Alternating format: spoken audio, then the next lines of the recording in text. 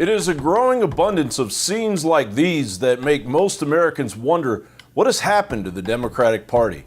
For decades, Democrats have fought on behalf of the notion that anyone from any walk of life should have a fair shot at achieving their hopes and aspirations. We're the party of the American dream and America's dreamers. Democrats are the party of good trouble and si se puede. From Selma to Stonewall, we've taken to the streets for the cause. And I want to tell you, for these members of his cabinet who remain and try to defend him, they're not going to be able to go to a restaurant. They're not going to be able to stop at a gas station. They're not going to be able to shop at a department store. The people are going to turn on them. They're going to protest. They're going to absolutely harass them until they decide that they're going to tell the president, no, I can't hang with you. We're the party of common sense gun violence solutions.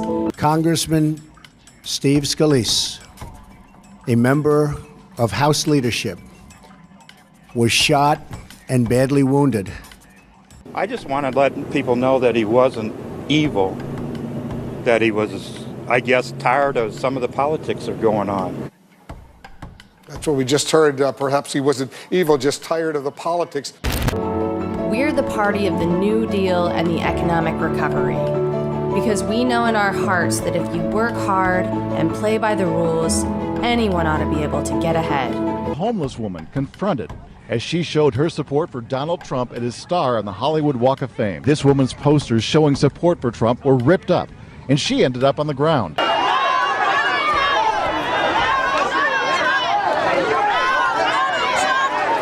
We know from our history the power of ordinary people to effect extraordinary change. And we're ready to effect extraordinary change like never before.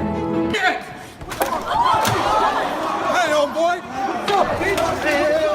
We are Democrats.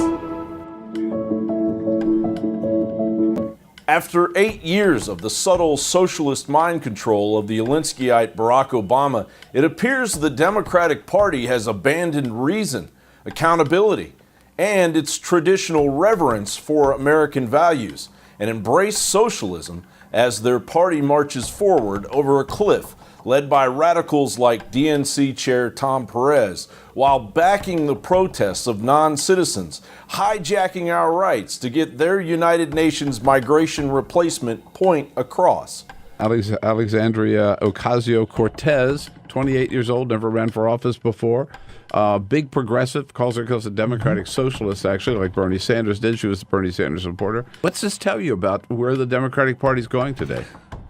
She represents the future of our party. So if a government's obligation is to its own citizens, and you drop the borders and have no border enforcement at all, what would happen to this country? What would happen to the poor people in this country? Would their lives get better? Would they become more prosperous? No. This country would become poorer, dirtier, impossible to manage. It would be flooded with the poor of the world, and it would destroy our country instantly. So why would you say no borders?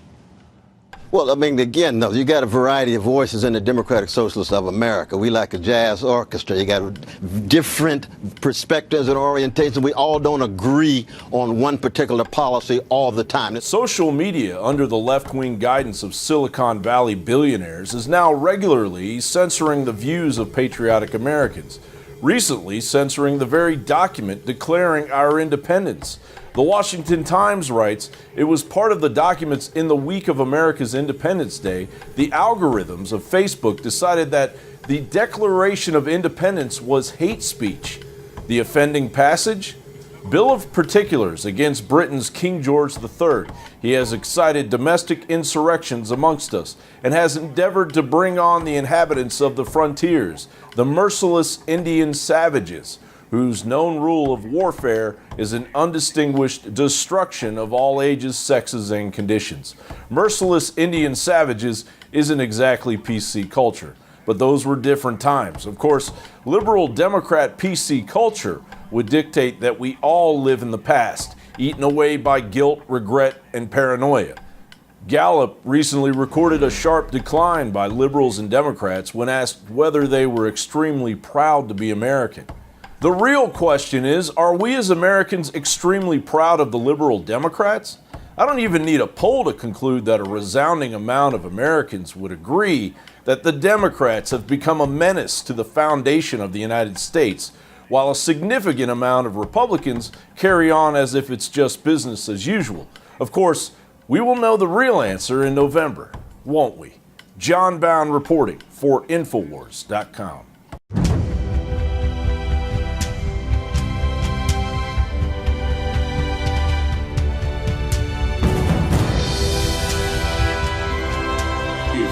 Receiving this transmission, you are the resistance. Let's go to Debit in Florida. Debit in Florida, you're on the air.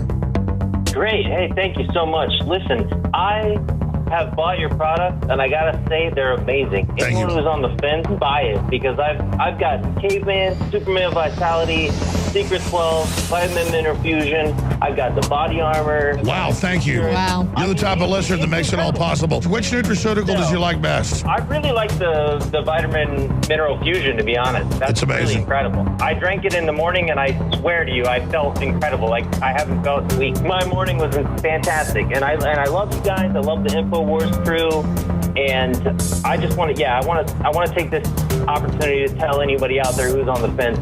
Just buy it. You will love it. I'm telling you, I've never bought a bad product. What you find in our news is the same thing you find in our products at InfoWarsLife.com. It's a win-win. InfoWarsLife.com.